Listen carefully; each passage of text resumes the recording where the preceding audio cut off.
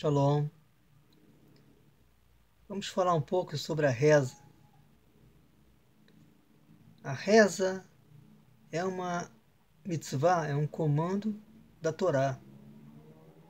Os nossos ancestrais todos rezavam para Hashem, abençoado seja. Então nós também rezamos.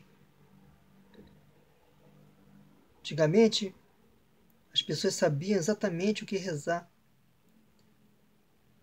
Quando você reza, é como se estivesse diante do Rei do Universo, e aí você abre a boca para pedir para ele tudo o que você quer, tudo o que você acha que deve pedir.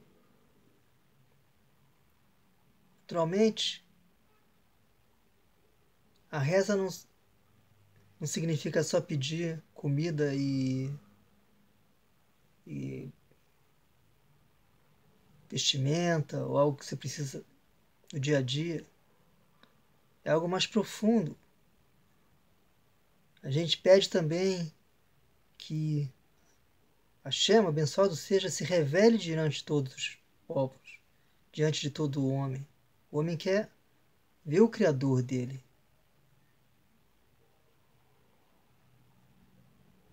Então, com o tempo, os nossos sábios elaboraram uma reza, pois viram que as pessoas já estavam esquecendo de como rezar.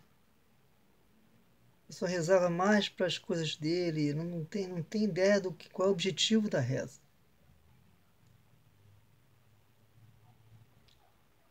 Naturalmente, a pessoa tem que saber o que rezar, como rezar. Então ela não vai pedir para Deus se revelar num país que não seja Israel, Jerusalém, onde está o Bet Amikdash, onde tem o templo sagrado. Portanto, o que significa isso para nós? Uma pessoa que não é do povo de Israel. O povo de Israel reza diariamente 3 rezas. Shacharit de manhã, Mincha à tarde e Mariv de noite. E tem uma fórmula especial da reza que foi elaborada pelos nossos sábios, como eu falei anteriormente. É uma pessoa que quer se aproximar do povo de Israel. Então, ela tem que, primeiro, entender o que é a reza. Ler a reza e ver se ela se identifica com a reza. Que quando você está diante de Hashem, você pede o que está no teu coração. Se o teu coração não quer que Hashem apareça em Jerusalém, ele quer que apareça na Índia, então ele não vai rezar para Hashem para aparecer em Jerusalém. Pode ser que ele esteja certo. Na opinião dele, Hashem tem que aparecer na Índia ou em um outro lugar. Certo? Então ele não vai poder rezar a reza que o povo de Israel reza. Ele não concorda. Ou seja, para a pessoa rezar conforme está escrito no livro de orações do povo de Israel, ela tem que se identificar com isso. No momento que ela se identifica com isso, na minha opinião, ela pode fazer a reza que o judeu faz. Tem uma outra possibilidade também, que eu vejo que algumas pessoas já fizeram, eu não conheço profundamente, mas eles elaboraram um sidur para o que eles chamam de Bnei Noach. Que Bnei Noach são pessoas, povos, que vieram depois de Noé. E esses povos rezavam também. Eles sabem o que rezar. Então não havia distinção entre Bnei Noach e Bnei Israel.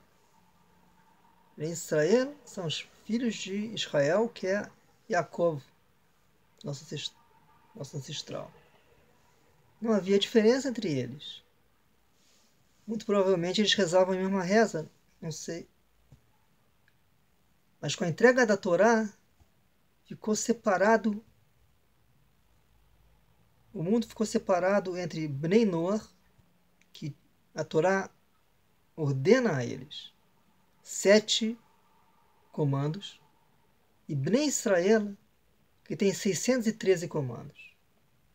A diferença parece grande, mas no final a gente vai ver é muito pequena, porque muitas mitzvot são relativas às festas, ao serviço no templo. No final, não fica tanta diferença o número 7 e o número 613. Então, tem muitas pessoas que se identificam como o Bnei Noach e querem receber o título, entre aspas, de Bnei Noach, que se identifica com a Torá.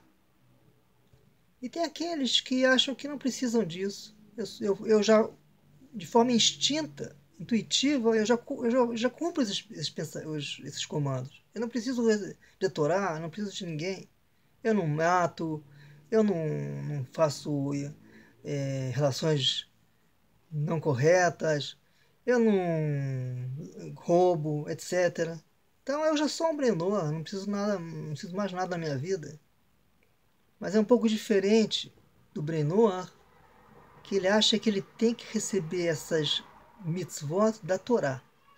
Ele, nesse ponto, ele se identifica com o povo judeu, nesse ponto que a Torá é que determina o que a humanidade tem que fazer.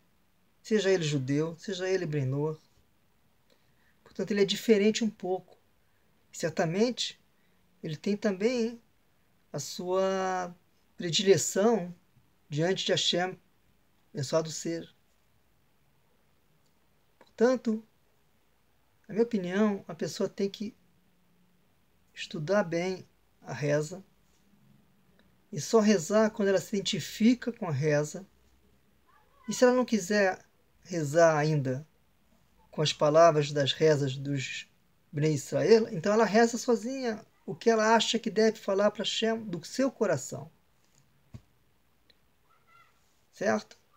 Muitas pessoas querem rezar a reza do judeu porque eles já acham que eles estão querendo se converter, então eles já querem se acostumar.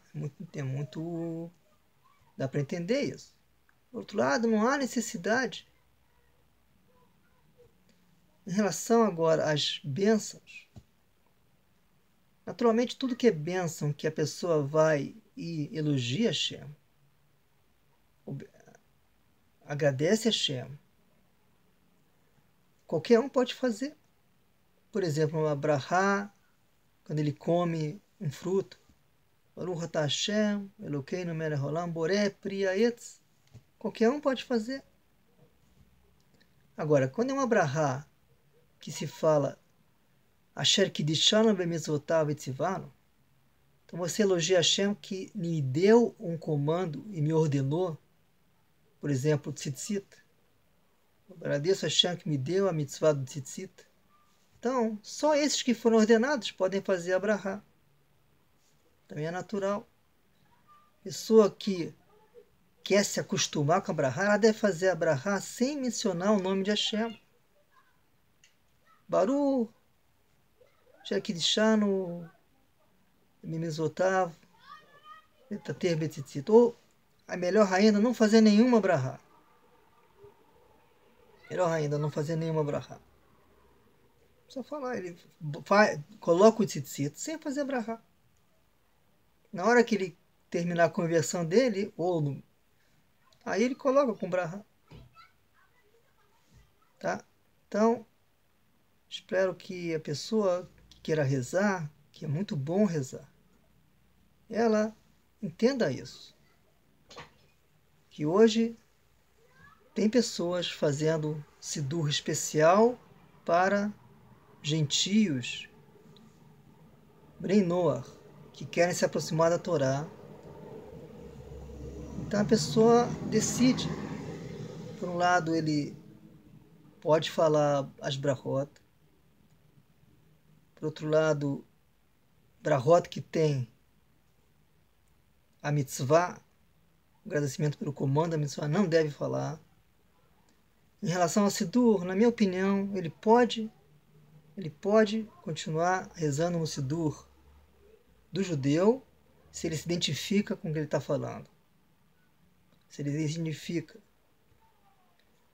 Se ele não se identifica com isso, não dá. É melhor não falar nada. Rezar a reza dele. E se ele quiser rezar uma reza de um Sidur especial para Brenor, eu não sei, que eu ainda não li esse Sidur ainda.